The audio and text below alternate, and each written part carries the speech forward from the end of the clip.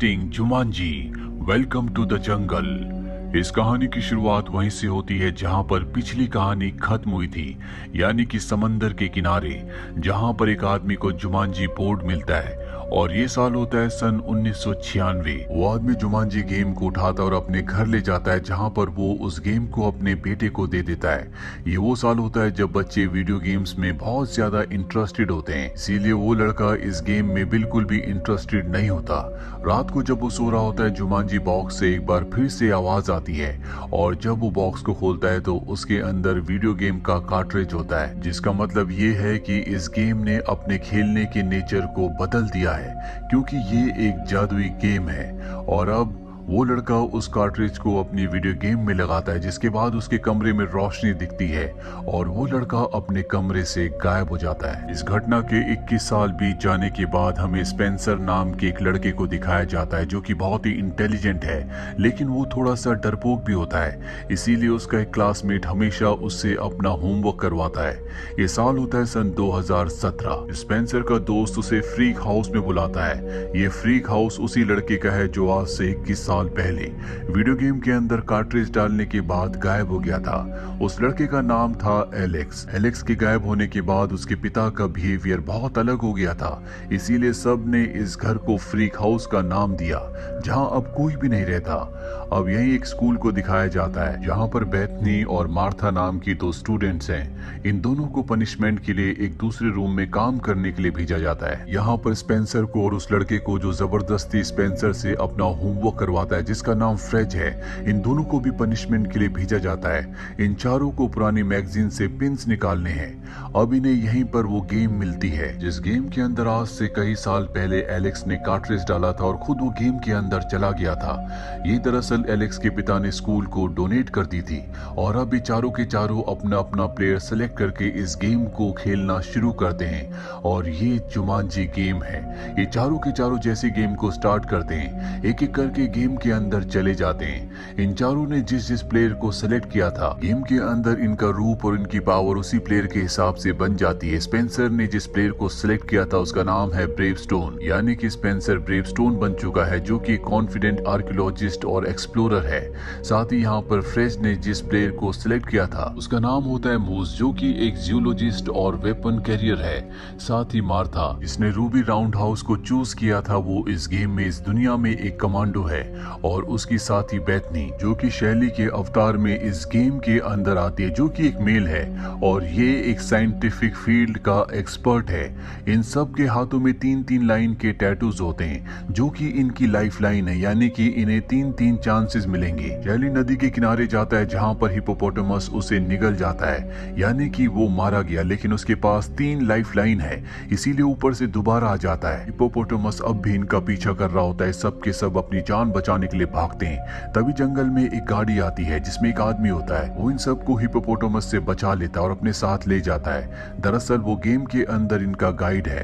वो इन्हें गेम के बारे में बहुत सारी चीजें बताता है, साथ ही इन्हें इस राउंड से दूसरे राउंड में ले जाता है। साथ ही इन्हें बताता है कि इस जंगल का नाम जुमांजी है और अगर इन्हें सब कुछ ठीक करना है, यहाँ से निकलना है, तो इन्हें इस गेम को खत्म करना होगा।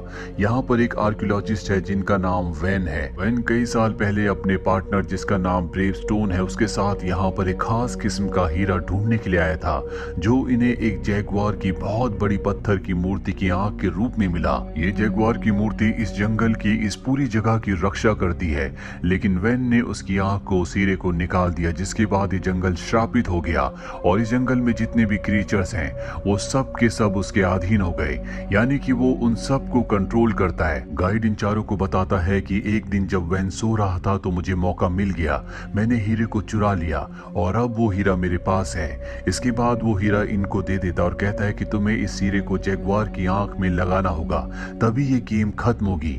हीरा लगाने के बाद तुम्हें बोलना होगा जुमांजी। दरअसल जैगुआर की आंख लगाने के लिए इन सब को एक एक करके सभी राउंड्स को पार करना होगा, तभी ये जैगुआर की आंख लगा सकते हैं। गाइड इन्हें एक नक्शा देता है और कहता है कि इसका हिस्सा एक और है जो तुम्हें इस राउंड में मिलेगा और जब तक तुम्हें वो हिस्सा नहीं मिलता तुम आगे नहीं बढ़ पाओगे, इस राउंड को पार नहीं कर पाओगे।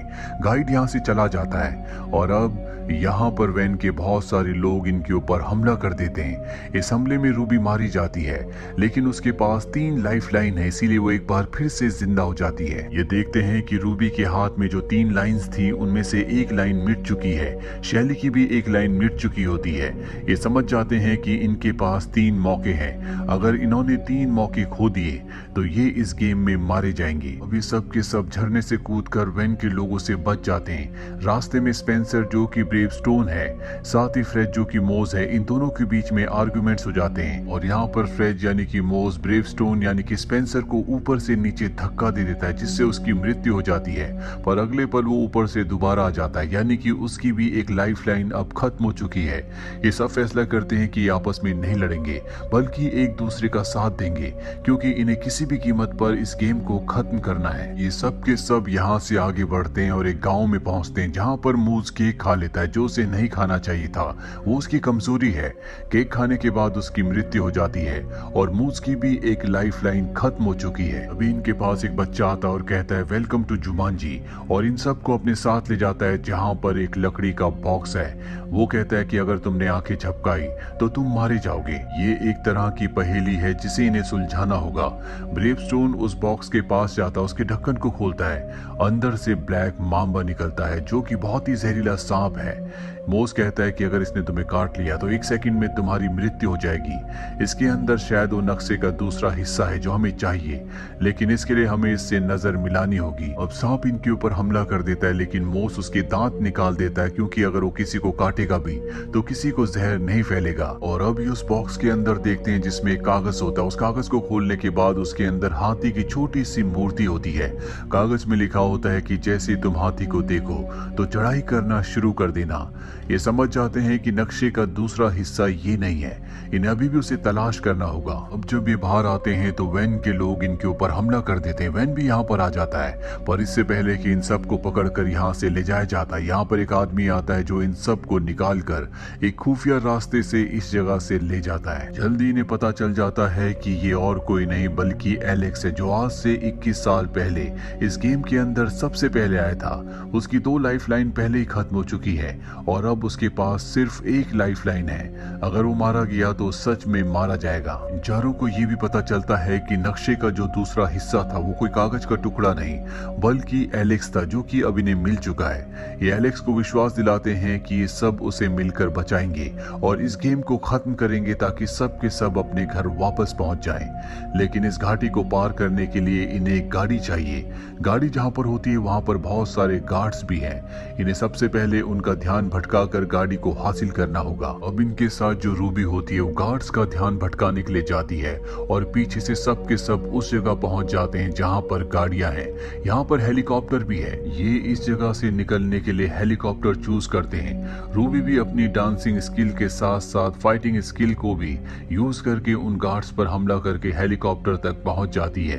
पर जब सब के सब हेलीकॉप्टर से यहाँ से निकल रहे होते हैं तो वैन के कुछ और गार्ड्स आ जाते हैं जो इनके हेलीकॉप्टर के ऊपर हमला करते हैं, जिससे इनका हेलीकॉप्टर क्रैश होकर एक घाटी एक खाई में गिर जाता है। वहां पर बहुत सारे गेंडे होते हैं जो इनके हेलीकॉप्टर का पीछा करते हैं, जो जल्दी इनके हेलीकॉप्टर तक पहुंच जाएंगे।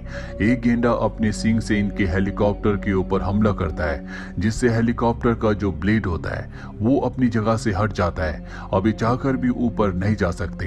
ब्रेवस्टोन को जब भी पता चलता है तो वो ऊपर जाकर उस ब्लेड को फिक्स करता है, जिसके बाद इनका हेलीकॉप्टर ऊपर की तरफ उड़ना शुरू हो जाता है। मौस से यहाँ पर एक गलती हो जाती है। उसके बैग में जो हीरा है जो कि जैगुआर की आंख है वो वहीं घाटी में गिर जाता है, यानी कि इन्हें वापस जाकर उस हीरे को हासिल करना होगा। ये घाटी के ऊपर हेलीकॉप्टर को उस जगह लेकर आते हैं जहाँ पर हीरा होता है, लेकिन नीचे अब भी खतरनाक जानवर है, इसीलिए कोई नीचे नहीं जाना चाहता। ब्रेवस्टोन मोस को ऊपर से नीचे धक्का दे देता है, जिसके बाद जानवर उसका पीछा करना शुरू कर देते हैं। मोस अपनी जान बचाने के लिए भागता है और ब्रेवस्टोन को मौका मिल जाता है। वो नीचे जाकर हीरा उठाकर ऊपर ले आता है और मोस को गेंडे मार देते हैं, जिससे उसकी एक और लाइफलाइन खत्म हो जाती है, यानी कि उसके पास अब एक ही लाइफलाइन बची है। अब इस सब के सब घाटी पार करके ऊपर आ जाते हैं, जहां पर एलेक्स को एक मॉस्किटो काट लेता है। ये उसकी एक वीकनेस है, जैसे कि मॉस की केक थी जिसे खाकर उसकी मृत्यु यानी कि एक लाइफलाइन खत्म हो गई थी। इसीलिए अब यहाँ पर एलेक्स भी मर रहा होता है। शैली जिसके पास अब भी 2 लाइफलाइन है वो अपनी एक लाइफलाइन एलेक्स को दे दे देती है जिससे उसकी जान बच जाती है। यहाँ पर जो ब्रेवस्टोन है वो मार्था को प्रपोज करता है। वो बताता है कि जब हम 7th स्टैंडर्ड में थे तब मैंने तुम्हें पहली बार देखा था और तब से मैं तुमसे प्यार करता हूँ। अब यहाँ पर मार्था भी उसे पसंद करने लगी है क्योंकि वो असली दुनिया में एक बहुत ही डरपोक लड़का था लेकिन इंटेलिजेंट था, पर यहाँ पर वो इंटेलिजेंट भी है और एक बहादुर इंसान भी। इसीलिए मार्था उसकी प्रपोजल को एक्सेप्ट कर लेती है।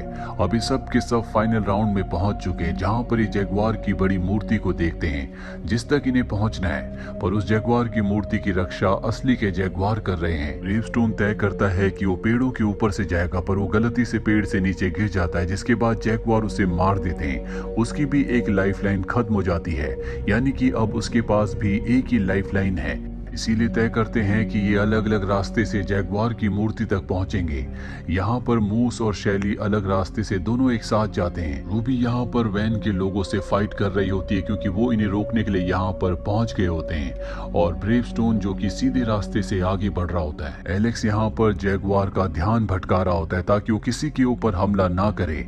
अब यहाँ पर वैन भी आ चुका है जो शैली को पकड़ लेता है, लेकिन मूस को यहाँ पर एक हाथी दिखता है जिसके ऊपर बैठकर वो मूर्ति पहुंच जाता है। ब्रेवस्टोन देखता है कि वैन के एक आदमी ने रूबी को पकड़ लिया है। वो उसकी जान बचाता है और वैन के आदमी की बाइक लेकर उस जगह पहुंच जाता है जहां पर मूर्ति है। ब्रेवस्टोन देखता है कि वैन ने शैली को गन पॉइंट पर ले रखा है और वो ब्रेवस्टोन से कहता है कि अगर तुमने मुझे हीरा यानी कि आंख नहीं दी तो मैं शैली को गोली मार दूंगा। ब्रेवस्टोन कहता है कि मेरे पास वो हीरा नहीं है, और तभी यहाँ पर एक बहुत बड़ा हाथी आता है जिसके ऊपर मॉस बैठा होता है। हाथी सभी जगुआर को कुचलता हुआ मारता हुआ आगे बढ़ रहा होता है और हाथी के ज्यादा हिलने डुलने की वजह से मोस के हाथ से हीरा छटक कर ऊपर गिर जाता है। साथ ही यहाँ पर वैन की गन भी गिर जाती है। ब्रेवस्टोन को वो लाइन याद आती है जो हाथी वाली मूर्ति के साथ कागज में लिखी हुई थी कि जब भी हाथी को देखो तो ऊपर की तरफ जाओ। और अब ब्रेवस्टोन उस तरफ बढ़ने लगता है जहाँ पर उसे जगुआर की आंख को लगाना है, यानी कि हीरे को फिक्स करना है। हालांकि बहुत मुश्किल होता है, लेकिन वो अपनी बाइक से अपनी जान पर खेलकर उस जगह तक पहुंच जाता है। वहीं दूसरी तरफ शैली को दिखाया जाता है जो अब जगुआर की आंख तक यानी कि हीरे तक पहुंच जाती है, पर वैन वहां पर आकर अपनी शक्तियों से उसके चारों तरफ सांपों को इकट्ठा कर देता है। सांप उसकी कमजोरी है, यानी कि वो सांप से मर सकती है, लेकिन अब भी इसके पास 2 लाइफ होती है। इसीलिए शैली उस जगह पहुंचकर उस हीरे को उठा लेती है। सांप की वजह से उसकी मृत्यु हो जाती है, पर मृत्यु के बाद उसे एक और लाइफ मिलती है, जिसके बाद वो उस जगह पहुंच जाती है जहां पर ब्रेवस्टोन है। वो ऊपर से नीचे गिरते हुए ब्रेवस्टोन के हाथ में जगुआर की आंख दे देती है। जगुआर उस आंख को जगुआर की आंख की जगह पर लगा देता है, लेकिन यहाँ पर कुछ भी नहीं बदलता। और तभी सबको याद आता है कि आंख लगाने के बाद इन सबको जुमांजी कहना है। अभी ये गेम खत्म होगी। अभी सब के सब एक साथ मिलकर जुमांजी कहते हैं, और जुमांजी कहते ही यहाँ पर जंगल पहले की तरह हरा भरा हो जाता है। साथ ही वैन भी यहाँ से गायब हो जाता है। अभी यहाँ पर वो गाइड आता है जिसने इन्हें जगुआर की आंख यानी कि हीरा दिया था। वो इन सब का शुक्रिया अदा करता और कहता है कि तुमने हमारे जंगल को यानी कि जुमांजी को श्राप मुक्त कर दिया। वो पहले की तरह हरा भरा हो गया। वो एक एक करके सबसे हाथ मिलाता है, और जैसे वो हाथ मिलाता है सबके सब वहीं वापस आ जाते हैं जहां से इन्होंने गेम शुरू की थी। लेकिन ये चारों ये देखकर हैरान होते हैं कि एलेक्स इनके साथ यहाँ पर नहीं आया। ये सब के सब यहाँ से निकल जाते हैं, और रास्ते में जब ये एलेक्स के घर के आगे से गुजरते हैं जिसे फ्रीक हाउस कहा जाता था, जो पूरी तरह से अबेंडेंड था, अब वो एक खूबसूरत घर होता है। और तभी एलेक्स अंदर से निकलता वो बताता है कि जुमांजी गेम ने मुझे वापस मेरे वक्त में भेज दिया था, यानी कि 1996 में जब मैंने उस गेम को खेला था और उस गेम की दुनिया में चला गया था। उसके बाद मैंने शादी की, मैंने एक अच्छी जिंदगी जी। आज मेरा एक बेटा और एक बेटी है।